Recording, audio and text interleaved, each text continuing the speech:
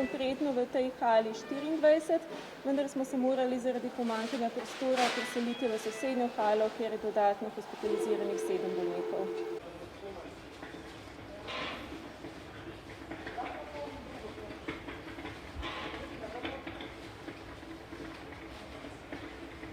Sam dihati, pa če boste v redu, bomo to lecepo probali dati ven, prav?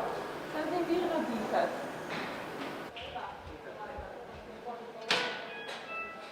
Tako da res smo mogli v celem kliničnem centru združiti moči in smo sestre tudi iz drugih oddelkov, tiste, ki niso na intenzivni enoti, so se potrudile in prišle nam pomagati in zdaj v bistvu sodelujemo skupaj, kot da smo vsi na intenzivni že kar nekaj časa.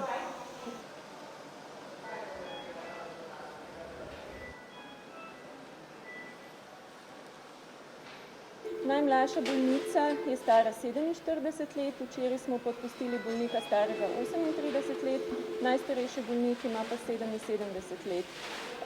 Večinoma gre za bolnike s pridruženimi boleznimi, vendar so to ljudje, ki so do sedaj v življenju pretežno povsem normalno funkcionirali.